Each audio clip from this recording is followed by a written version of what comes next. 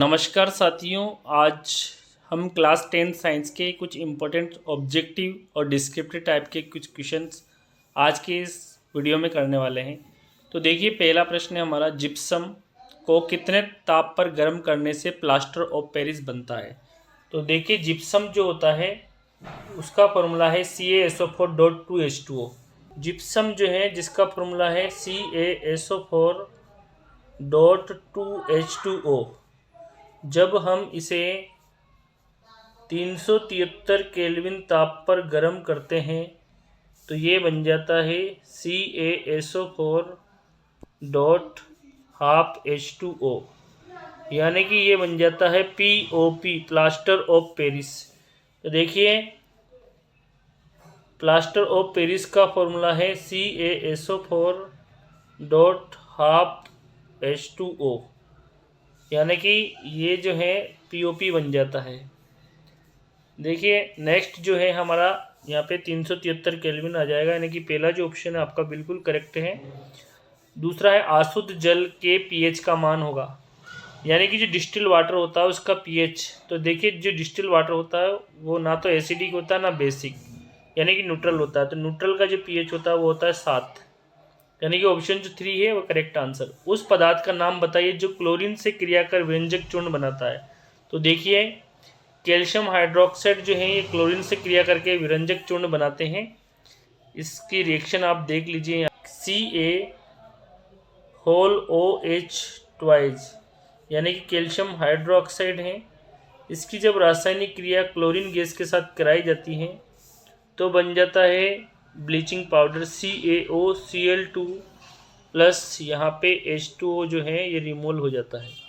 तो ये जो CaOCl2 है इसको हम कहते हैं ब्लीचिंग पाउडर, यानी कि विरंजक चूर्ण। तो इसको ब्लीचिंग पाउडर यानी कि विरंजक चूर्ण भी कहते हैं, इसको विरंजन क्रिया में काम में लेते हैं। तो यहाँ पे ये जो रिएक्शन है आपकी कंप्लीट हुई, कैल्शियम हाइड्रोक्साइड प्लस क्लोरीन बराबर bleaching powder plus water. Next देखिए, यहाँ पे धवन सोडा यानी कि जो वॉशिंग सोडा होता है उसमें क्रिस्टलीकृत जल के अणु कितने होते हैं। तो देखिए, धवन सोडा जिसका फॉर्मूला है, इसका जो फॉर्मूला धोने के सोडा का है Na2CO3.10H2O, ये वॉशिंग सोडे का फॉर्मूला है, यानी कि धोने के सोडे का फॉर्मूला है वॉशिंग सोडा। तो ये बहुत ही इंपॉर्टेंट फॉर्मूला है वॉशिंग सोडा। इसमें जो क्रिस्टलाइजेशन वाटर है वो है 10 अणु है, यानी कि 10 जल के अणु हैं। नेक्स्ट क्वेश्चन है हमारा, अपच यानी कि एसिडिटी जब होती है उसके उपचार में किस औषधि का उपयोग करते हैं। देखिए, इसमें एंटी एसिड का प्रयोग करते हैं। एंटी एसिड में हम मिल्क ऑफ मैग्नीशिया यानी कि MgOH2, यानी कि मिल्क ऑफ मैग्नीशिया का यूज़ करते हैं। मिल्क ऑफ मैग्नीशिया, इसका याद रखना, मिल्क ऑफ मैग्नीशिया ये है एंटा एसिड। तो एंटा एसिड टेबलेट का हम यूज़ करते हैं मिल्क ऑफ मैग्नीशिया, यानी कि मैग्नीशियम हाइड्रोक्साइड होता है इसके अंदर। ये जो है ये क्षारीय प्रवृत्ति का होता है। किस नेचर का? क्षारीय, यानी कि एल्कली नेचर का, यानी कि बेसिक नेचर का होता है। तो जो एसिडिटी होती है उसके साथ जब ये क्रिया करता है, यानी कि जो बेस जो होता है, यानी कि ये जो मिल्क ऑफ मैग्नीशिया होता है, ये आपके जो पेट में बनने वाला एसिड जो है, यानी कि हाइड्रोक्लोरिक एसिड है, उसके साथ जब क्रिया करता है तो ये बना लेता है साल्ट बना लेता है, यानी कि न्यूट्रल हो जाएगा। और साथ ही साथ ये वाटर बना लेता है, यानी कि न्यूट्रलाइजेशन रिएक्शन हो जाती है यहाँ पे। ओके, नेक्स्ट है हमारा, दांतों के इनेमल का क्षय प्रारंभ हो जाता है जब मुख का पीएच, यानी कि मुख का जो पीएच है 5.5 यानी 5.5 से कम होने पर जो हमारे दांत का जो ऊपर का जो इनेमल होता है, जो कि शरीर का सबसे कठोरतम पार्ट है, वह खराब होने लग जाता है। नेक्स्ट है हमारे क्वेश्चन, देखिए मैंने आपको सोल्व करा ही दिए। नेक्स्ट क्वेश्चन है हमारे, लवण परिवार के सूत्र लिखिए। देखिए, बेकिंग सोडा, तो देखिए बेकिंग जो सोडा है उसका फॉर्मूला है NaHCO3 और सोडियम हाइड्रोजन कार्बोनेट इसका रासायनिक नाम है। दूसरा जो है हमारा वो है विरंजक चूर्ण। तो विरंजक चूर्ण का फॉर्मूला है CaOCl2 और कैल्शियम ऑक्सीक्लोराइड इसका नाम है। कास्टिक सोडा, सोडियम हाइड्रोक्साइड, इसका फॉर्मूला है NaOH। और वॉशिंग सोडा जिसका फॉर्मूला है सोडियम कार्बोनेट, इसमें 10 जल के अणु भी जुड़ेंगे, ये भी आपको याद रखना है, अभी रिसेंटली बताया से आपको 10 जल के अणु इसमें जुड़ेंगे। और प्लास्टर ऑफ पेरिस जिसको कैल्शियम सल्फेट अर्धहाइड्रेट यानी हेमीहाइड्रेट CaSO4.12H2O, यानी कि ये है प्लास्टर ऑफ पेरिस का फॉर्मूला। नेक्स्ट जो है हमारा कुछ प्राकृतिक स्रोत और इनमें पाए जाने वाले अम्ल। देखिए सिरके के अंदर होता है एसिटिक अम्ल जिसका फॉर्मूला है CH3COOH। ओके, नींबू संतरा ये है सिट्रिक एसिड होता है इसमें। इमली और अंगूर में होता है टार्ट्रिक एसिड। टमाटर में होता है ऑक्जेलिक अम्ल। ऑक्जेलिक अम्ल का फॉर्मूला है COOH ट्वाइस। दही यानी कि इसका formula CH3CHOH COOH lactic acid, ये दही में होता है। और चींटी के डंग में होता है मेथेनोइक अम्ल। ओके, तो HCOOH ये चींटी के डंग में होता है मेथेनोइक अम्ल। तो यहाँ पे ये जो सोर्सेज हैं इन एसिड के। और नेक्स्ट जो है हमारा, तो देखिए अब हमें सुमेलित करना है। सुमेलित करने में प्रबल अम्ल हैं, तो यहाँ पे प्रबल अम्ल हैं HCl यानी कि हाइड्रोक्लोरिक अम्ल जो कि प्रबल अम्ल हैं। अगला है दुर्बल क्षार, तो देखिए दुर्बल जो क्षार है यहाँ पे हमें क्षार का एग्जाम्पल यहाँ पे MgOH ट्वाइस, तो ये दुर्बल क्षार है। फार्मिक अम्ल का फॉर्मूला अभी रिसेंटली बताया HCOOH, इसको मेथेनोइक अम्ल भी कहते हैं, ध्यान रखना मेथेनोइक अम्ल। ठीक है, मेथेनोइक अम्ल आप इस अपने हिसाब से लिख लेना, मेथेनोइक अम्ल है फार्मिक अम्ल। अगला है दुर्बल अम्ल, तो ये जो एसिटिक अम्ल है ये दुर्बल अम्ल है विनेगार। और यहाँ पे ये हो गया। और प्रबल क्षार, तो देखिए यहाँ पे प्रबल क्षार जो है यहाँ पे दिया नहीं हुआ है तो उसको हम लिख देते हैं। प्रबल क्षार में आपका जैसे NaOH है या KOH हैं, ये प्रबल क्षार के एग्जाम्पल हैं। ओके, तो ये दोनों किस में आएंगे, प्रबल क्षार में। नेक्स्ट है हमारे अगले क्वेश्चन, खाद्य पदार्थों के डिब्बों पर जिंक के बजाय टीन का लेप क्यों किया जाता है? तो देखिए टीन का लेप इसलिए करते हैं कि टीन की अपेक्षा जो जिंक है वो अधिक क्रियाशील है। तो यानी कि जो ऑप्शन जो 3 है वो करेक्ट आंसर, जिंक अधिक क्रियाशील होने के कारण हम जिंक की बजाय टीन का लेप करते हैं, क्योंकि जिंक जल्दी क्रिया कर लेती है भोजन के यानी कि खाद्य पदार्थों के साथ। विद्युत तारों की परस्पर वेल्डिंग के लिए कौन सी मिश्रित धातु को, तो देखिए इसमें सोल्डर का प्रयोग करते हैं तारों की वेल्डिंग में। सोल्डर जो होता है जो तारों की वेल्डिंग करने के लिए, इसका गलनांक बहुत कम होता है, इसमें है। तो देखिए इसमें लेड प्लस टीन है, यानी कि इसमें Pb प्लस टीन, ये दो धातुओं का मिश्रण है सोल्डर। ओके, कार्बन का क्रिस्टलीय अपर रूप है। देखिए हीरा, ग्रेफाइट और फुलरिन ये तीनों ही कार्बन के क्रिस्टलीय अपर रूप हैं। और नेक्स्ट है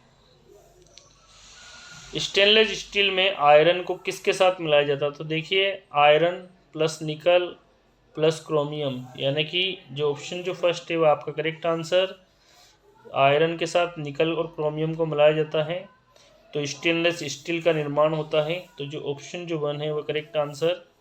और निम्न में से कौन सी अधातु द्रव अवस्था में पाई जाती है? तो देखिए यहाँ पे धातु नहीं पूछा गया, अधातु। तो ब्रोमीन जो है, ब्रोमीन जिसका सिंबल है Br, ये अधातु की फॉर्म में पाई जाती है, यानी कि ये द्रवित अवस्था में पाई जाने वाली अधातु हैं। ओके, नेक्स्ट आगे बढ़ते हैं हम। धातु जो कमरे के ताप पर द्रव अवस्था में, अब यहाँ धातु पूछा गया तो देखिए पारा जो होता है जिसका सिंबल है Hg, ये एक ऐसी धातु है जो रूम टेम्परेचर पर द्रव अवस्था में पाई जाती हैं। ओके, अगला, निम्न में से कौन सा तत्व अम्लीय ऑक्साइड बनाएगा? तो देखिए जो धातु हैं ये सब क्षारीय ऑक्साइड बनाते हैं। तो देखिए सोडियम, लिथियम, पोटेशियम ये 3 तो धातु हैं, जबकि जो कार्बन है ये अधातु हैं। तो ये अम्लीय ऑक्साइड बनाएगा, नहीं कार्बन डाइऑक्साइड बनाएगा जो कि अम्लीय ऑक्साइड है। जबकि जो धातु के ऑक्साइड होते हैं वो क्षारीय प्रवृत्ति के। ये जो तीनों हैं, ये तीनों क्षारीय प्रवृत्ति के ऑक्साइड बनाते हैं। जैसे हम सपोज करें सोडियम की बात करें तो ये बनाएगा सोडियम ऑक्साइड, एक और बनाएगा पोटेशियम हाइड्रोक्साइड, और एक और बनाएगा लिथियम ऑक्साइड। तो ये तीनों ऑक्साइड बनाते हैं, और तीनों जो ऑक्साइड होते हैं वो होते हैं क्षारीय प्रवृत्ति के। किस प्रवृत्ति के? क्षारीय प्रवृत्ति के। जबकि अधातु जैसे सल्फर हो या कार्बन हो या नाइट्रोजन हो, इनके जो ऑक्साइड होते हैं वो अम्लीय प्रवृत्ति के होते हैं। किस प्रवृत्ति के? अम्लीय प्रवृत्ति के। ओके, नेक्स्ट है वायु में लंबे समय तक उद्भासन से सिल्वर की वस्तुएं काली हो जाती है। तो देखिए सिल्वर के ऊपर सल्फाइड की परत जम जाती है, यानी कि सिल्वर सल्फाइड बन जाता है। तो सिल्वर सल्फाइड का फॉर्मूला है Ag2S। यहाँ सल्फाइड की वैलेंसी -2 है और सिल्वर की +1 है, इसलिए यहाँ पे 2 आ रहा है। ओके, तो यहाँ पे फॉर्मूला हो जाएगा हमारा Ag2S। क्या हो जाएगा? Ag2S।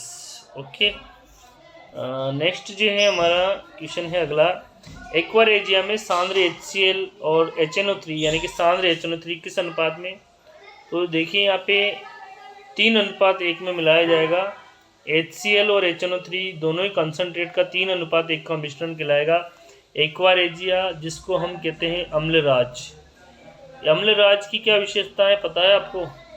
ये सोने चांदी वगैरह को गला सकता है, और इसको 3:1 में HCl 3 रेशो में और 1 रेशो में इसमें मिलाया जाता है नाइट्रिक एसिड यानी कि HNO3। कोई धातु ऑक्सीजन के साथ क्रिया कर उच्च गलनांक वाला यौगिक बनाती है और यह यौगिक जल में विलय हैं, तो यह तत्व क्या है? तो देखिए वह होगा कैल्शियम होगा। तो देखिए ऑक्सीजन के साथ क्रिया करके कैल्शियम ऑक्साइड बनेगा। तो देखिए यहाँ पे हम रिएक्शन करा देते हैं आपकी इसमें। तो देखिए कैल्शियम जो है ये ऑक्सीजन के साथ जब क्रिया करेगा तो ये बना लेगा कैल्शियम ऑक्साइड। क्या बना लेगा? Calcium oxide. और ये जो कैल्शियम जो ऑक्साइड है, जब इसको पानी के साथ डिजोल्व कराया जाएगा तो ये बन जाएगा कैल्शियम हाइड्रोक्साइड, यानी कि ये बना लेगा लाइम वाटर, यानी कि चूने का पानी बना लेगा। तो इस प्रकार जो हमारी जो रिएक्शन भी कंप्लीट हो गई और आंसर भी आपका आ गया। नेक्स्ट है निम्न में से कौन आयनिक यौगिक नहीं है? तो देखिए एक मेटल है और दूसरा नॉन मेटल है, तो आयनिक यौगिक बनाएगा, लेकिन आपको पूछा है कि आयनिक यौगिक नहीं है। तो देखिए KCl भी है, NaCl भी है और AgCl भी, लेकिन CCl4 यानी कार्बन टेट्राक्लोराइड ये एक प्रकार का आयनिक यौगिक नहीं है, ये सहसंयोजक यौगिक। देखिए कार्बन के साथ 4 बॉन्ड हैं यहाँ पे, तो यानी कि ये जो है एक प्रकार का CCl4 यानी कार्बन टेट्राक्लोराइड जो है CCl4, ये कार्बन टेट्राक्लोराइड है, ये एक प्रकार का क्या है? सहसंयोजक यौगिक है। ये सहसंयोजक यौगिक है, ये एक सहसंयोजक यौगिक है, यानी कि आयनिक यौगिक नहीं है। ओके, क्योंकि इसमें सहसंयोजक बॉन्ड बन रहे हैं, कार्बन के 4 इलेक्ट्रॉन और क्लोरीन के ये 1-1 इलेक्ट्रॉन के बीच में सहसंयोजक बॉन्ड है, यानी कि ये जो इलेक्ट्रॉन दिख रहे हैं आपको, ये कार्बन के 4 इलेक्ट्रॉन है और क्लोरीन का ये 1 इलेक्ट्रॉन है जो कि बॉन्ड बनाने में भाग ले रहा है। जनरली क्लोरीन के पास आउटर मोस्ट में 7 इलेक्ट्रॉन होते हैं और जो 6 तो ये इस तरफ नॉन बॉन्डेड है, जबकि 1 जो है ये बॉन्डेड है। इसी तरह से सभी के साथ 7-7 इलेक्ट्रॉन है क्लोरीन में। इसको आप यहाँ देख सकते हैं, मैंने इलेक्ट्रॉन डॉट स्ट्रक्चर भी बना दी है। ओके,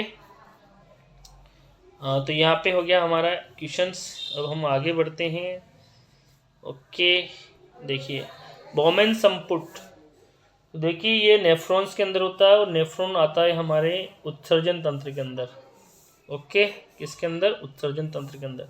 जठर रस में यानी कि जो हमारे स्टोमच के अंदर कौन सा एसिड? तो हाइड्रोक्लोरिक एसिड होता है, यानी कि HCl। और ये है आमाशय की जो यानी आमाशय में भोजन को अम्लीयता प्रदान करता है। मानव में भोजन को काटने और चीरने फाड़ने के लिए, देखिए इसके लिए हमारे जो आगे के जो दांत होते हैं यानी कि कृंतक और रदनक यानी कि इंसाइजर और केनाइन, ये प्रमुख कार्य करते हैं इसको। हमारा जो दंत फॉर्मूला होता है 2123/2123 × 2 यानी कि 16 दांत ऊपर के और 16 दांत नीचे के। यहाँ पे इंसाइजर, केनाइन, प्रीमोलर और मोलर, ये 4 प्रकार के दांत होते हैं। प्रोस्टेट ग्रंथि, तो ये नर जनन तंत्र का भाग है, प्रोस्टेट ग्लैंड्स।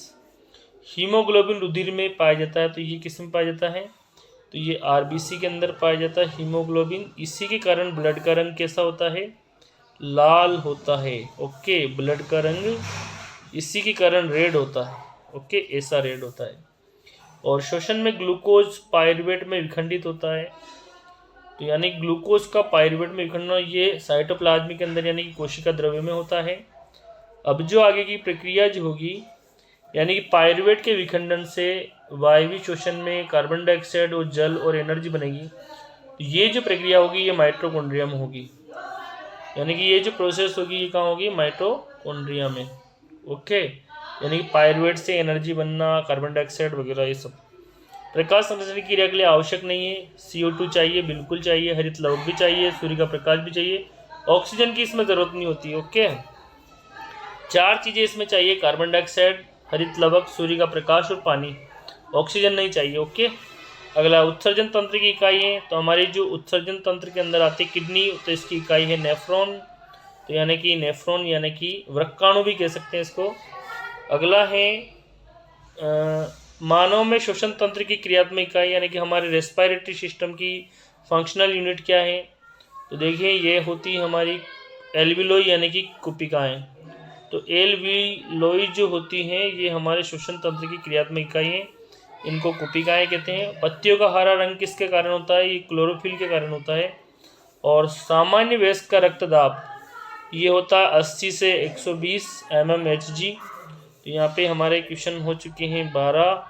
अगला है सम्मिलित कीजिए, देखिए खाद्य पदार्थ और इनसे पाचन के बाद जो बनने वाला प्रोडक्ट, तो देखिए कार्बोहाइड्रेट फाइनली टूट जाता है ग्लूकोज में, प्रोटीन फाइनली टूटेगा एमिनो एसिड में, और वसा टूटेगा वसी अम्ल और ग्लिसरॉल में, यानी कि फैटी एसिड और ग्लिसरॉल में। वसी अम्ल यानी कि फैटी एसिड, और एक और टूटेगा वसा टूटेगा ग्लिसरॉल में, ग्लिसरॉल, ये याद रखना है। इन 2 चीज़ों में टूट जाता है फैट, प्रोटीन टूटेगा अमीनो एसिड में, और कार्बोहाइड्रेट फाइनली टूट जाएगा ग्लूकोज, जिसका फॉर्मूला है C6H12 और O6। ओके, तो यहाँ पे हमने सारे क्वेश्चन कर लिए हैं। आई होप सारे क्वेश्चन आपके इम्पोर्टेंट होंगे। थैंक यू, मिलते हैं अगले वीडियो में, तब तक के लिए बाय बाय।